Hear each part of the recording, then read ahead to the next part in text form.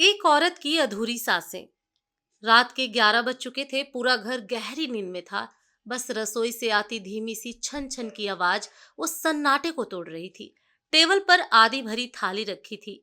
सब्जी ठंडी हो चुकी थी, रोटी सख्त, और उसके पास बैठी अनाया चुपचाप थाली को देख रही थी। उसकी आंखों में नींद नहीं, बस थकावट और नमी थी। सुबह के 5 बजते ही घर के बाकी लोग करवटें बदल रहे थे और अनाया रसोई में झाड़ू लगा रही थी। गैस पर दूध चढ़ चुका था, सास के लिए चाय बन रही थी। बच्चों के टिफिन में आलू के पराठे जा रहे थे और पति रोहन का शर्ट प्रेस हो रहा था। इतनी देर क्यों लगा दी? माँ जी की चाय ठंडी हो गई। सास के ये शब्द रोज की तरह कानों में पड़े। अनाया ने कुछ नहीं कहा, बस सिर झुकाकर दोबारा चाय बनाई, जैसे उसने अपनी जुबान भी किसी अलमारी में बंद कर दी हो।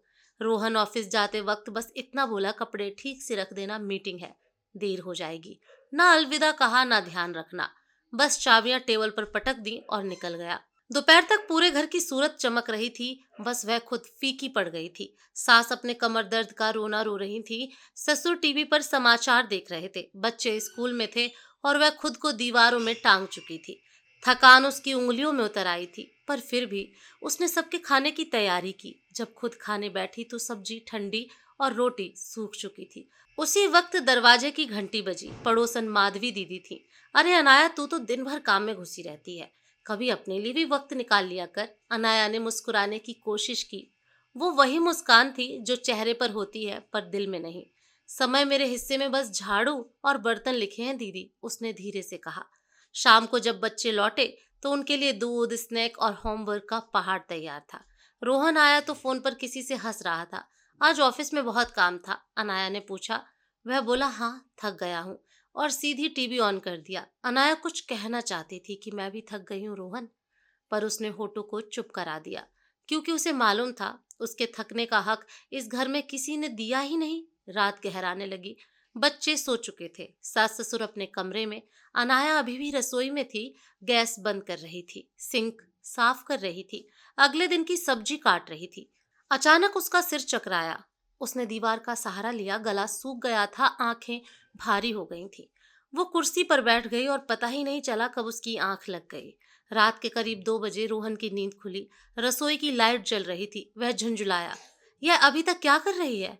वो वहां गया तो देखा अनाया सिर झुकाए बैठी है, बिल्कुल स्थिर। अरे अनाया, सो गई क्या? कोई जवाब नहीं। वो पास गया, उसका कंधा हिलाया। शरीर ठंडा था। रोहन के हाथ से पानी का गिलास गिर पड़ा। वो घबरा गया, चिल्लाया, माँ, माँ। पूरा घर दौड़ा आया। डॉक्टर बुलाया गया, पर देर हो चुकी थी। डॉक्टर ने बस इतना कहा, शरीर पूरी तरह थक चुका था। शायद कई दिनों से बुखार में थी, पर आराम नहीं किया। रोहन के कानों में जैसे किसी ने हथौड़ा मार दिया हो। वो बड़बड़ाने लगा, पर उसने तो कभी कहा ही नहीं कि वो बीमार है। डॉक्टर ने गहरी सांस ली। कहने के लिए सुनने वाला भी तो चाहिए था।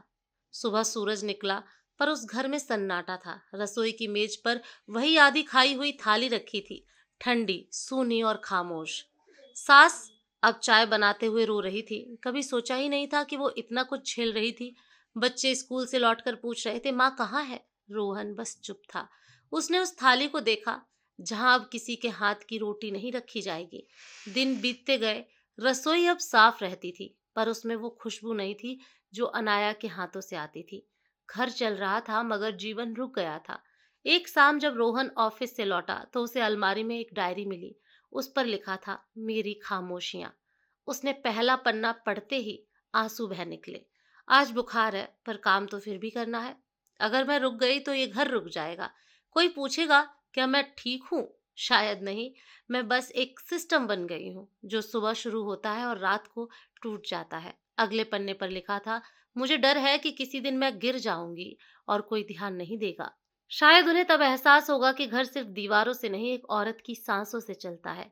डायरी की आखिरी लाइन पर रोहन रुक गया। अगर कभी मेरी जगह कोई और आए तो उससे यह जरूर पूछ लेना, थक गई क्या? बस यही शब्द किसी का जीना आसान कर सकते हैं। रोहन के हाथ कांप रहे थे। वह रोया, पहली बार, शायद सच्चे मन से। उसने खुद से वादा किया कि अब किसी और औरत को उस खामोशी का बोझ नहीं उठाना पड़ेगा।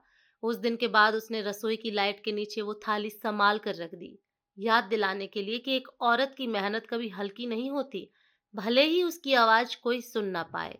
अंत, हर घर में एक अनाया होती है, जो सबका ध्यान रखती है मगर खुद भुला दी जाती है। वो बोलती नहीं पर उसके हाथ, उसकी आंखें और उसकी थकान रोज चीखती है। कभी उसके पास बैठकर बस इतना पूछ लेना, थक गई क्या? क्योंकि यही सवाल किसी की जान बचा सकता है। दोस्तों, आपको ये कहानी कैसी लगी कमेंट करके ज़रूर बताएं। कहानी पसंद आई हो तो लाइक करें, शेयर करें, पेज को फॉलो करना ना भूलें। धन्यवाद।